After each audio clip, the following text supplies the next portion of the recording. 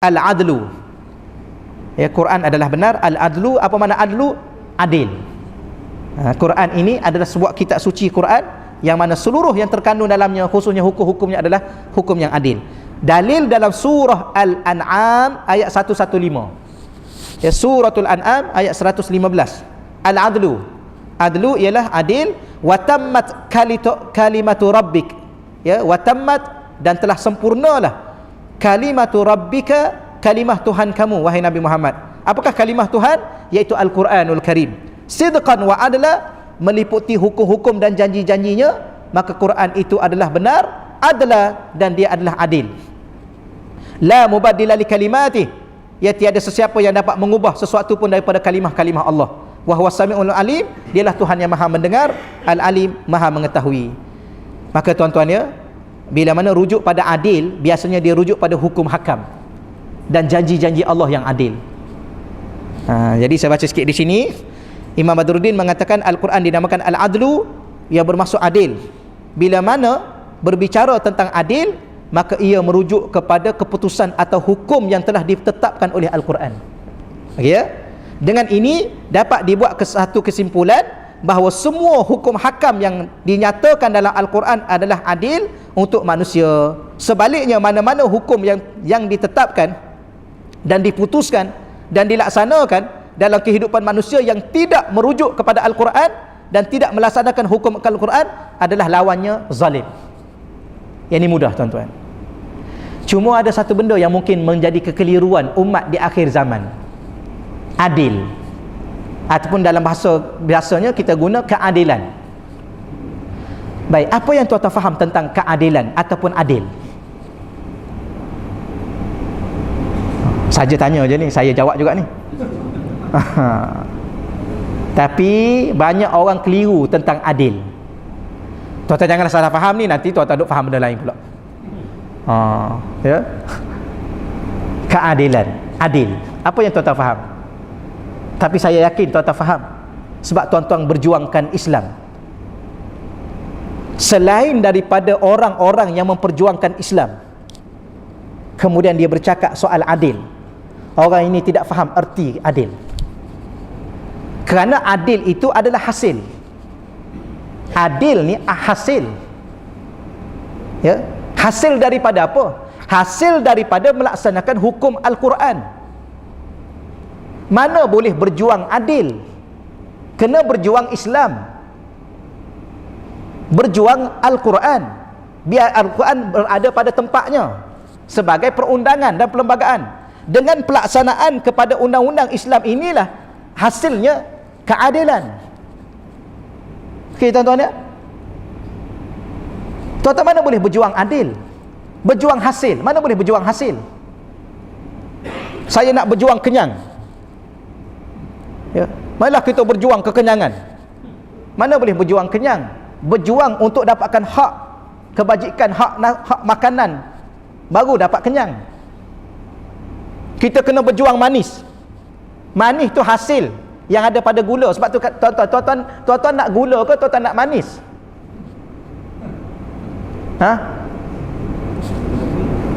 Tuan-tuan nak manis ke nak gula? Tapi tuan-tuan nak manis, tapi kenapa tuan-tuan pergi beli gula? Kenapa tak beli manis? Sebab tak akan ada manis kalau tak ada gula. Sama juga tak akan ada keadilan dalam hidup manusia dari sudut undang-undang dan segala-galanya kalau tidak ada Islam.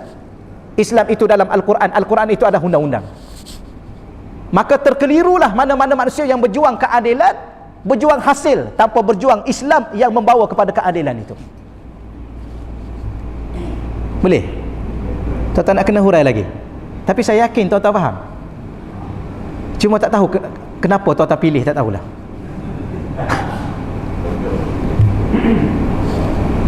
Subhanallah. Islam jelas tuan-tuan. Kalau duduk dengan Islam jelas apa yang tuan-tuan nak, dunia dan akhirat. Berjuanglah Islam.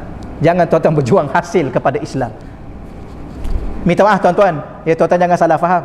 Ini tajuk dia Quran. Quran itu adil. Ya. Adil itu adalah hasil. Sebab tu orang sekarang duk bercakap pasal maqasid. Ya, maqasid. Apa makna maqasid? Maqasid ni hasil kepada syariat. Sebab tu kita maqasid syariah. Tapi ada orang sekarang tuan-tuan, dia orang sekarang ni dia bercakap maqasid, tapi maqasid apa yang dia bercakap? Maqasid aqliyah. Maqasid pada akal. Dia fikir akal dia. Syariat dia letak ke tepi. Syariat dia letak tepi. Kemudian dia nak hasil. Yang ni dia panggil maqasid aqliyah. Membincangkan hasil dari sudut akal, bukan membincangkan hasil dari segi syariat. Yang sepatut kita bincang maqasid syar'iyah, hasil daripada melaksanakan hukum syariat. Orang sekarang duk bincang adil tapi tak nak hudud. Hukum syariat, enactment syariat tak nak, tapi nak adil. Hukum syariat bila mana dibentang kata tak sampai masa, tapi nak adil. Pelik. Orang ni orang pelik tuan-tuan. Ya, tapi sebenarnya dia mengelirukan. Dia ada agenda-agenda mengelirukan masyarakat Islam. Bukan agenda apa pun. Ya, agenda kalau kita kata ada orang marah juga. Ya. Mana ada liberal? Memang liberal lah. Apa makna liberal? Liberal ni ialah membebaskan diri daripada syariat. Pemerintah yang ada hari ni. Ya. Nak aman, nak aman. Nak aman apa? Tak ikut Islam. Sebab tu tak sampai sekarang tak ada keamanan. Nak selamat, nak selamat. Nak selamat apa? Nabi kata aslim taslam. Kamu Islam, kamu selamat. Tak percaya pada Nabi. Bahasa paling ringkas Nabi utus kepada pembesar-pembesar zaman dulu. Aslim taslam. Kamu Islam, kamu selamat. Dunia selamat, akhirat kamu selamat. Takkan tak boleh nak faham. Tapi duk cakap pasal keselamatan, cakap keselamatan. Islam tak nak. Nampak? Bila mana kita bercakap Islam tak bersedia. Tapi nak bersedia untuk selamat, nak bersedia untuk adil, tapi Islam tak bersedia. Hukum Allah tak bersedia. Nampak tuan-tuan ya? Pemikiran yang telah dicelarukan oleh pemikiran-pemikiran barat. Yang liberal, nak bebaskan, nak Islam tapi nak bebaskan diri daripada syariat Islam. Akhir sekali memberi alasan-alasan yang berbagai rupa, tak kondusif, tak apa, tak macam-macam semua sekali. Celupa, mulut-mulut yang celupa. Ya, melontarkan bahasa-bahasa yang mengelirukan lagi masyarakat awam.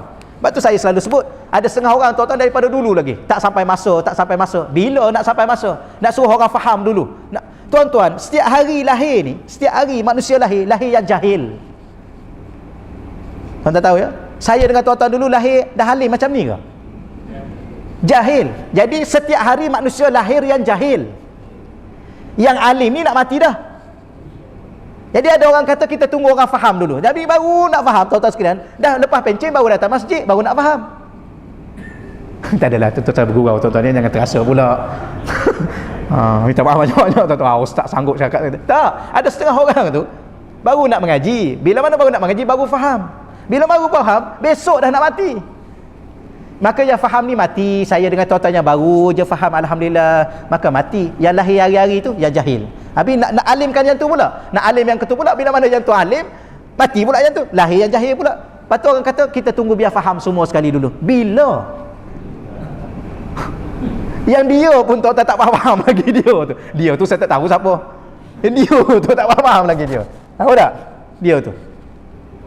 Tak faham lagi. Dia nak mati dah pun. Kelambat lagi. Tuan-tuan, bukan dia, kita pun sama dah. Saja kita cakap dia. Kita orang ni kalau cakap orang lagi seronok. Kalau cakap kita, tu lah. Sama lah saya dengan tuan-tuan, nak mati dah kita pun. Habis bila nak tunggu faham? Tak tahu. Tapi sebenarnya apa tu tuan-tuan? Sebenarnya dia telah terkeliru ataupun dia sendiri sedang mengalami kekeliruan, bahawa dia nak selamat, dia nak adil, dia nak segala-gala, tapi dalam masa yang sama dia bincang hasil, dia tak bincang benda yang kena buat. Ya, dia nak manis tapi dia tak beli gula. Ya. Bagi manis sikit air ni. Isteri dia kata gula tak ada. Tak apa, manis kan jahlia dia. Janji manis, kita kena mesti manis. Kena belilah gula. Tak apa, tak sampai masa beli gula. Kadang-kadang nak keluar juga bahasa-bahasa kasar, tapi kita pun tak minat juga tuan-tuan. Tak apa, biarkanlah ya. Orang apa orang macam ni? Suami apa ni macam ni? Dia suruh kita buat teh, kasih kau punya, gula tak nak beli. Tapi bagi manis punya. Tak apalah tuan-tuan, setakat tu dahulu, lebih jugalah masa tuan-tuan. Allahu Rabbi. InsyaAllah akan datang 41, kita khatamlah akan datang tuan-tuan.